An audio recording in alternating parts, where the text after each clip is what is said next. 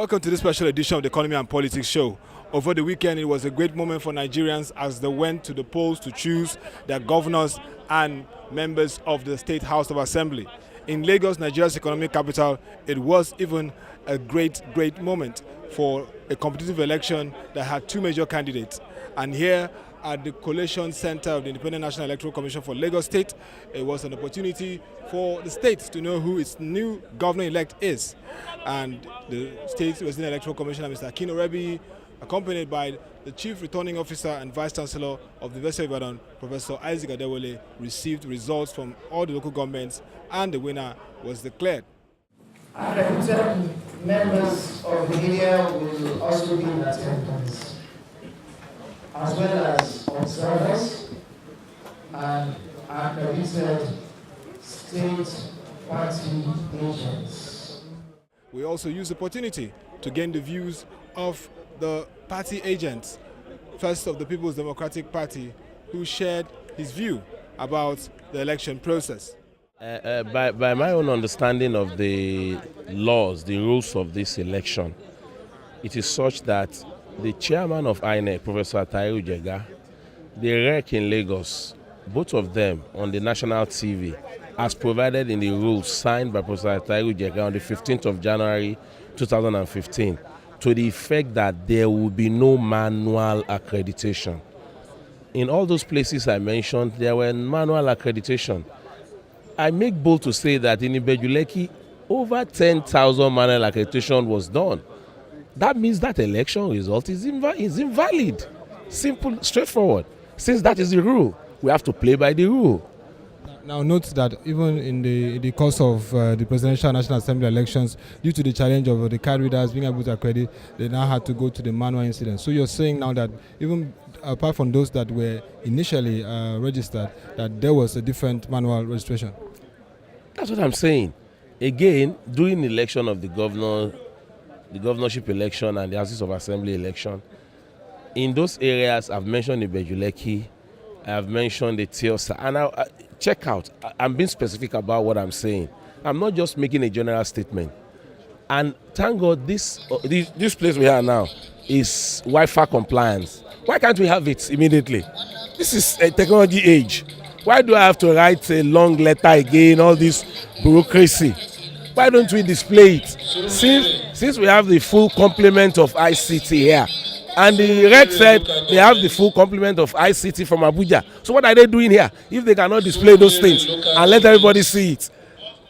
We also asked the All Progressive Congress party agent, Senator Tokunbo Afikuyomi, how he felt about the victory of his candidate, Mr. Akin, and also the issues of the complaints raised by the People's Democratic Party. I think that there was never a time that we were in doubt that we were going to win Lagos. There was never a time that we were in doubt. We were sure of our chances, and we have also been vindicated. What happened is that some people thought that by bringing, resources and all manner of unorthodox campaign strategy into Lagos, it will change things.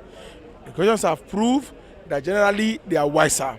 You will not going to get anything by seeking to divide our nation or our state, particularly in terms of all manner of primordial, and voting pattern. And I can assure you that this trend will be reversed at the next election. And what should we expect from the incoming All Progressive Congress government, considering the fact that we're having Mr. Akin? No, I think that we should expect from the incoming governor, Akin, a very progressive, an highly, focused administration that will extend the frontier of development growth, that the foundation that was laid by Asiwaju Bola Ahmed Tinubu, that Tunji Raji Fashola has built upon. So we will expect the crowning of that at that turn of the third governor.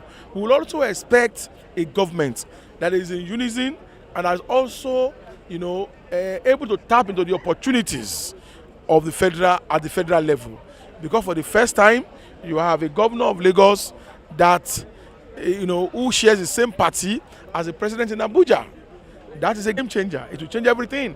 That's a road nobody has traveled in Lagos before as governor. So things are really going to change. Assistant Inspector General of Police for Lagos, Mr. Mbu, was around the Independent National Electoral Commission office. We asked him about the issues of security, for which he gave some remarkable answers. And nobody should begin to cast aspersions on the police or INEC. We have done our best. You are all aware. There are no problems, no scandals. Everything went on smoothly, and we are waiting for about 6 local governments.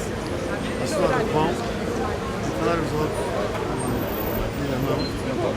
I am not in possession of the figures, and I don't know who is leading, but I know that it's very keen contest. Okay, sir. This is democracy. Okay, sir. Many people very, very interesting. We must say that the Lagos elections was peaceful, though there were issues of voter apathy, and it has been addressed by the State Resident Electoral Commissioner, Mr. Akin Orebiyi. We expect an improvement on the process and more voter turnout in the future. If you are referring to the issue of a poor turnout of voters, which we experienced yesterday during the governorship and State House of Assembly, not only in Lagos but across the country, we tried our best. We increased even our voter education. We spent money like we've never done before to create awareness and generate interest in the entire electoral process this year. But then what INEC will be doing after these elections this year is to go back and do a thorough review of why we still experience poor turnout of voters. And we're not going to do it in-house alone. I'm sure we're also going to engage the services of consultants who also will be helping us to assess independently what happened, why people still are not turning out the way we would like them to turn out. And in addition to this, to also find common solutions that will help people to be able to come out and participate in elections in future. If I can hazard a guess on my own privately, I may be wrong, I think in future it will be possible to harmonize the accreditation and voting exercises such that once a person is accredited, it will be possible for that person to vote immediately and go. And if people know that they don't have to spend such a long time at the polling unit, it might also encourage them to come out, participate in future elections, and then go their way. For these elections, we can say it was remarkable, competitive, and relatively peaceful compared to other parts of the country. This marks a new turning point for election process in the country, and we hope that there will be more improvements in the years to come. From this special edition of the Economy and Politics show, we'd like to say it's been interesting covering this gubernatorial elections in Lagos State. You can join us on our social media handles, Economic and Politics, which is strategically designed for political economy analysis. It's called the Economy and Politics Twitter handle. Also, join our website www.webtvng.com for further news, information, and related videos on the election coverage. Till next edition of Economy and Politics show, I'm your anchor, Otobasi Abasekong. Thank you for watching and have a lovely day.